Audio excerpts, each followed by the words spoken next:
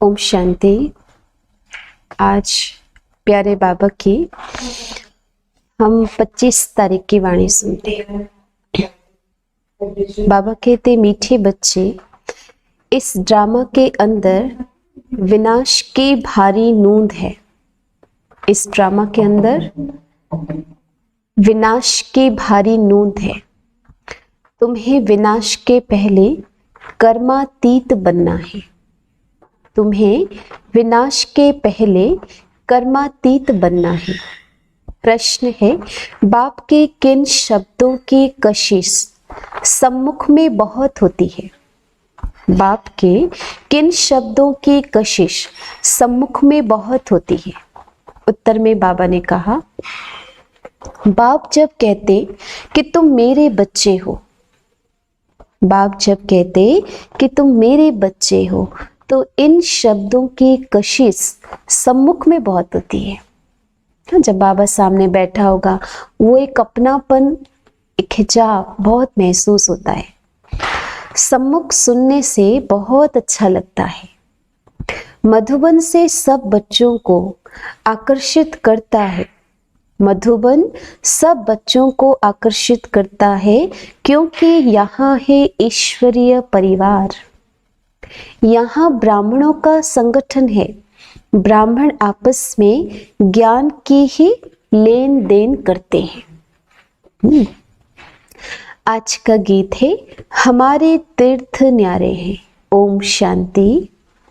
बच्चे जानते हैं कि हम अविनाशी यात्रा अथवा रूहानी यात्रा पर जा रहे हैं, जिस यात्रा से हम लौटकर मृत्यु लोक में नहीं आएंगे।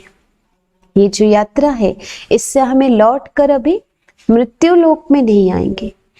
मनुष्य तो सब बात जानते ही नहीं कि ऐसी यात्रा भी कोई होती है।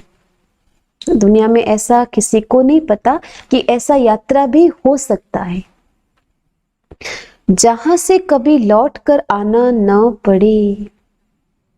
तुम लकी स्टार हो, अभी पता पड़ा है। यह पक्का याद करना है, हम आत्माएं पाठ बजाती है। उस नाटक में ऐसे नहीं कहेंगे, मुझ आत्मा ने यह वस्त्र पहनकर पाठ बजाया, अब घर जाना है। वो तो अपने को शरीर ही समझते हैं। दुनिया में जो हम यात्रा करते, उसमें तो ऐसा नहीं समझते। यहाँ तुम बच्चों को ज्ञान है कि हम आत्मा हैं।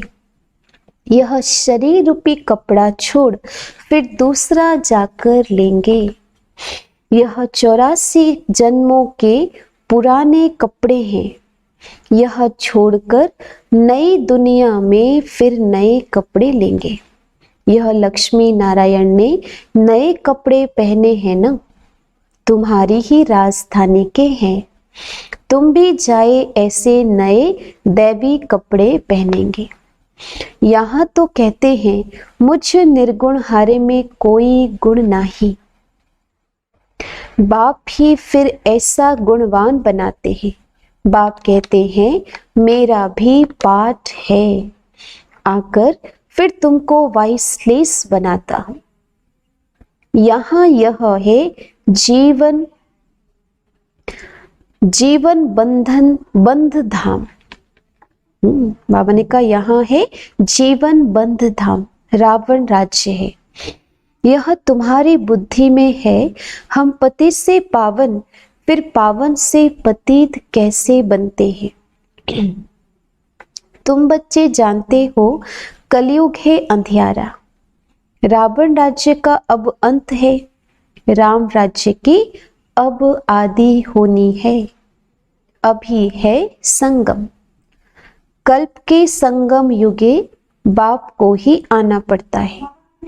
दुनिया वाले भी अब यह समझ रहे हैं कि अब विनाश का समय है और स्थापना अर्थ भगवान कहाँ गुप्त वेश में है। अब गुप्त वेश में तो तुम आत्माएं भी हो। आत्मा अलग है, शरीर अलग है। यह मनुष्य चोला गुप्त वेश में है। बाप को भी इसमें आना है। तुम्हारे शरीर पर नाम पड़ते हैं, उनको तो शरीर है ही नहीं। तुम भी आत्मा हो, वह भी आत्मा है। आत्मा का आत्मा के साथ अब मोह हुआ है। गाते भी हैं और संग तोड़ तुम संग जोड़ेंगे, ऐसा भक्ति में भी हम गाते थे। जैसे आप मोहजित हो वैसे हम भी बनेंगे। बाबा बहुत मोहजित है। कितने ढेर बच्चे हैं जो काम चिता पर बैठ जल गए हैं। परमपिता परमात्मा आते ही हैं पुरानी दुनिया का विनाश कराने। फिर मोह कैसे होगा? पतितों का जब विनाश हो तब तो शांति का राज्य हो। इस समय सुख तो कोई को भी है नहीं। सभी तमो प्रधान दुखी बन गए हैं। यह है ही पतित दुनिया। शिव बाबा ही आकर स्वर्ग की स्थापना करते हैं, जिसका नाम शिवालय पड़ा है। शिव बाबा ने देवताओं की राजधानी स्थापन की। यह है चैतन्य शिवालय, और वह शिवालय जिसमें शिव का चित्र है वो तो जड़ हो गया।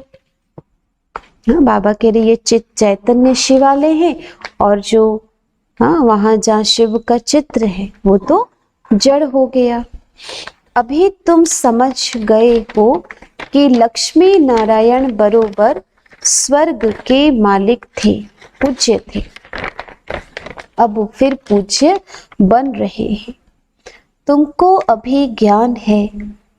तुम लक्ष्मी नारायण के मंदिर में जाकर उनको माथा नहीं टेकेंगे। तुम तो उनकी राजधानी में चैतन्य में जाते हो। जानते हो हम देवता थे, अब नहीं है। जो पास्ट होकर गए हैं उनके चित्र बनते हैं। लक्ष्मी नारायण के मंदिर सबसे जास्ती बिरला बनाते हैं, तो उनकी भी सर्विस करनी चाहिए। तुम जो यह लक्ष्मी नारायण के मंदिर बनाते हो, हम आपको उन्हों की 84 जन्मों की कहानी सुनाते हैं।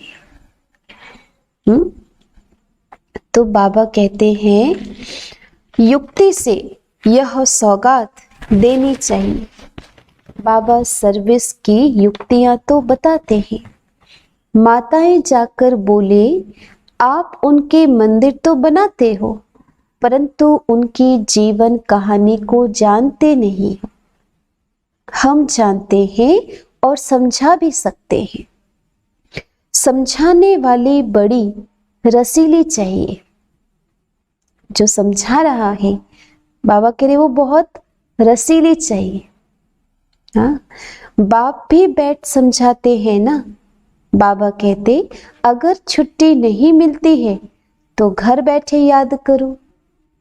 यह तो जानते हो हम शिव बाबा की संतान हैं। मुरली तो मिल जाती है। ऐसे नहीं कि यहाँ आने से याद की यात्रा अच्छी होगी, घर में बैठने से याद की यात्रा कम हो जाएगी। बादल आते हैं रिफ्रेश होने के लिए, तुम भी आते हो रिफ्रेश होने। बाबा पास सम्मुख जाएं। आत्मा को ज्ञान है, सम्मुख सुनने से अच्छा लगता है। बात तो वही है ना। देखते हो शिव बाबा कैसे बैठ बच्चों को समझाते हैं। बच्चे तुम मेरे हो। तुमने 84 जन्मों का पाठ बजाया है। बाबा कह रहे बाबा के सब जब हम मिलने जाते हैं तो सम्मुख में बैठकर जब वो कहते हैं ये बात, अब वो चीज बहुत अच्छा लगता। तुम जन्म मरण में आते हो, मैं नहीं आता हूं। मैं पुनर्जन्म नहीं लेता हूं, अजन्मा भी नहीं हूं। बाबा कह रहे मैं पुनर्जन्म में भी नहीं आता और मैं अजन्मा भी नहीं हूं। मतलब बाबा का दिव्य अलौकिक जन्म होता है जो पर काया प्रवेश करके होता है। आता हूं, बाबा कहते मैं आता हूं, परंतु बूढ़े तन में प्रवेश करता हूं। ये शास्त्रों में भी है।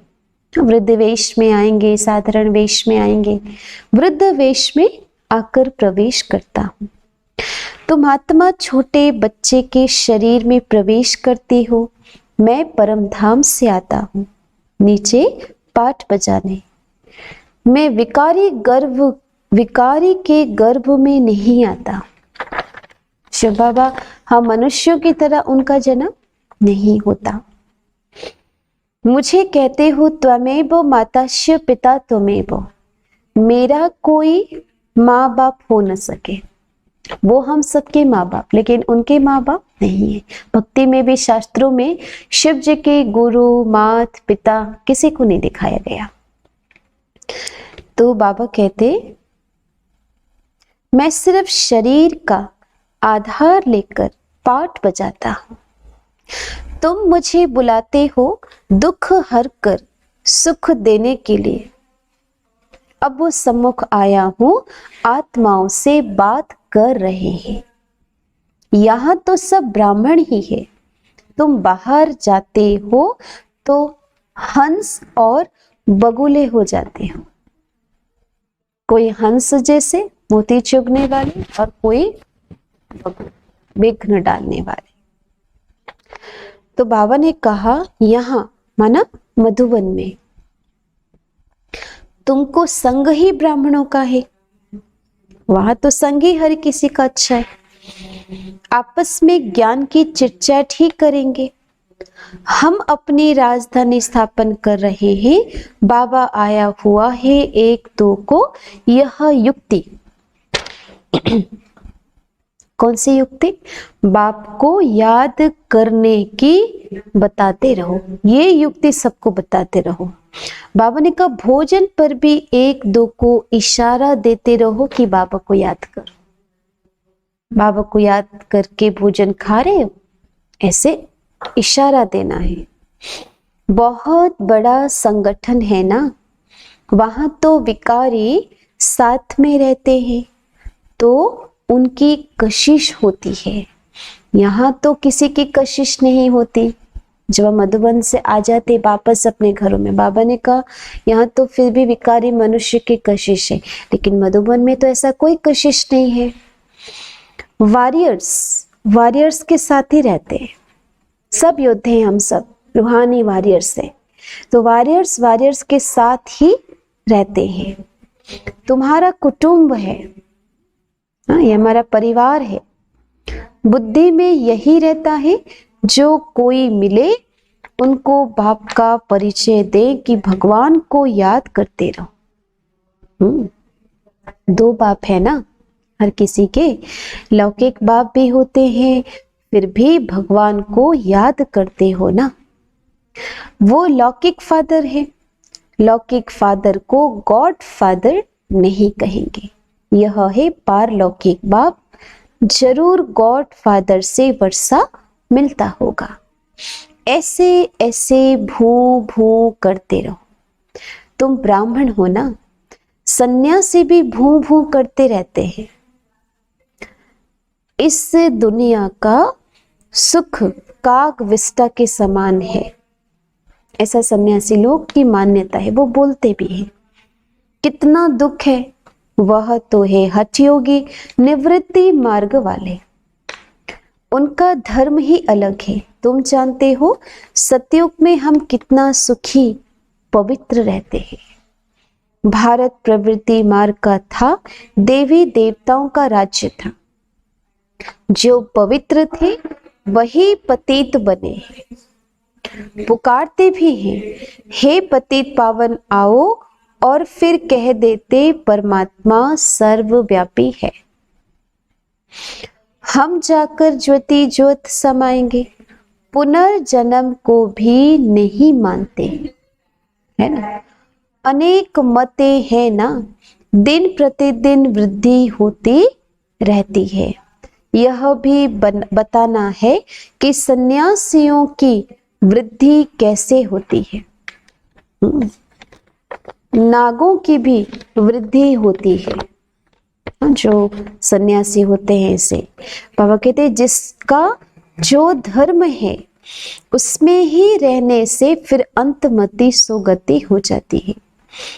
जिसका जो जास्ती अभ्यास करते हैं, जैसे कोई शास्त्र आदि पढ़ते हैं तो अंतमति सुगति, फिर छोटेपन में ही शास्त्र कंठ हो जाते हैं।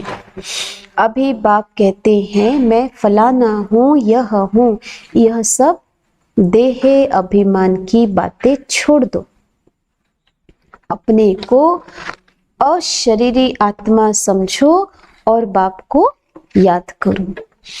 इस शरीर को देखते हुए भी नहीं देखो, देह सही देह के जो संबंध आदि हैं सबको छोड़ो, अपने को आत्मा निश्चय करो, परमात्मा को याद करो। इसमें टाइम बहुत लगता है, माया याद करने नहीं देती है, नहीं तो वानप्रस्थी के लिए बहुत सहज है। बाप खुद कहते हैं अभी तुम छोटे बड़े सबकी वानप्रस्थ अवस्था है। एक तरफ विनाश भी होता रहेगा, दूसरे तरफ जन्म भी लेते रहेंगे। पुनर्जन्म लेना होगा तो आ जाएंगे, बच्चे भी पैदा होंगे, फिर विनाश भी हो जाएगा। यह तो तुम जानते हो, कोई गर्भ में होंगे, कोई कहाँ, सब खत्म हो जाएंगे, सब अपना हिसाब चुकता कर वापस जाएंगे। हिसाब किताब रहा हुआ होगा तो अच्छी रीति सजाएं खानी पड़ेगी, फिर वह भी हल्का हो जाएगा। ऐसे नहीं कि योग में भी रहो और पाप भी करते रहो। कई बच्चे एक तरफ चार्ट भी लिखते रहते और फिर कहते माया ने मुंह काला कर दिया, माया ने हाथ हरा दिया, तो कच्चा ही कहेंगे ना। तो बाप समझाते हैं कि तुम ऐसे समझो कि हम थोड़े दिन यहाँ है फिर चले जाएंगे। इन सब का विनाश हो रहा है। बाप कहते हैं मुझे याद करो तो विकर्ण विनाश होंगे। अपना चार्ट देखते रहो, हम कितनों को रास्ता बताते हैं और पुरुषार्थ कराते हैं। तन मन धन से रूहानी सेवा में मददगार बनना पड़े। कहते हैं मन को अमन नहीं कर सकते, आत्मा तो है ही शांत।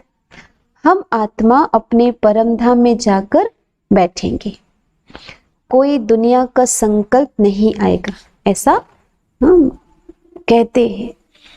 ऐसे नहीं कि आंखें बंद कर ऑन कॉन्शियस होना है, ऐसे तो बहुत सीखते हैं ना।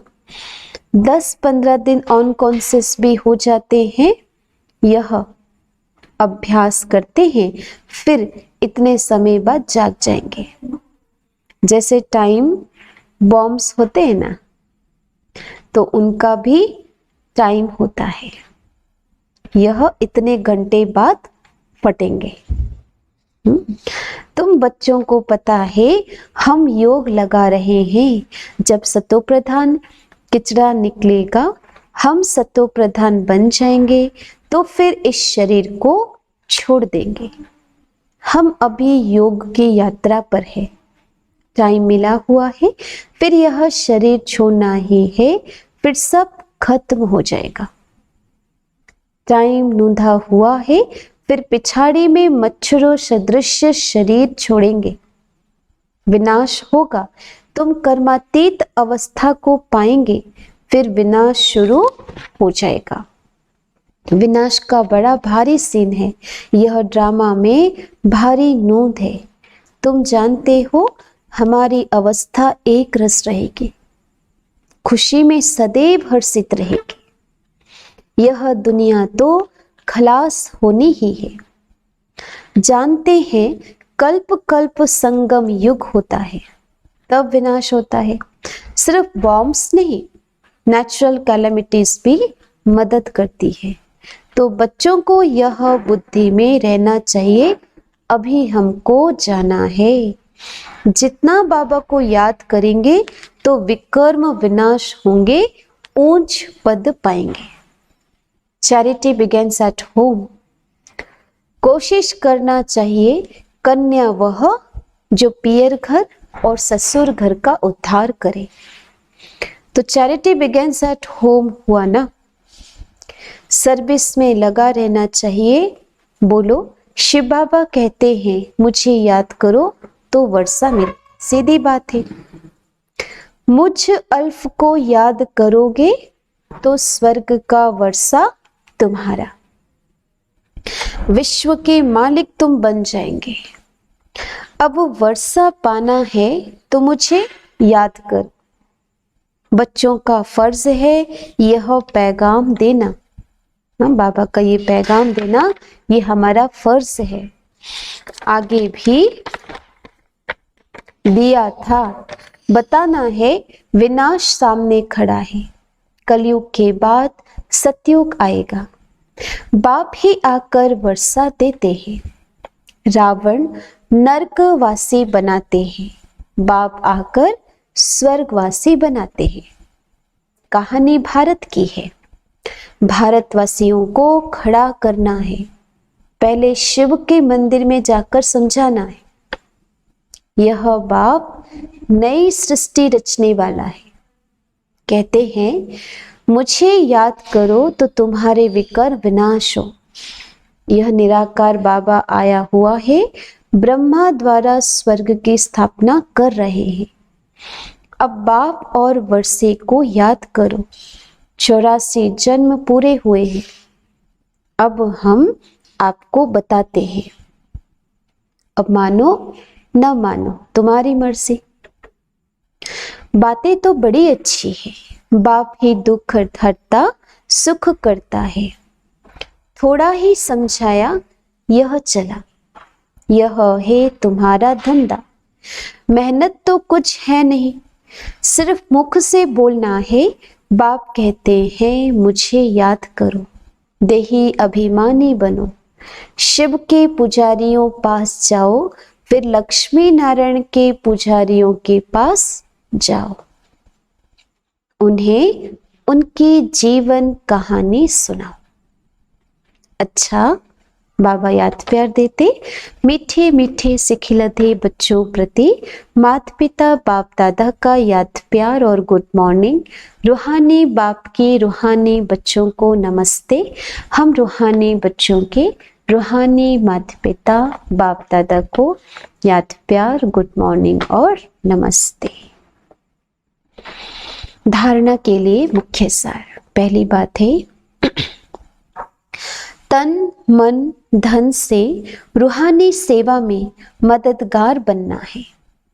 सबको अल्फ का परिचय दे वर्षे का अधिकारी बनना है। वर्षे का अधिकारी बनाना है। हर एक आत्मा को अल्फ का परिचय दे वर्षे का अधिकारी बनाना है।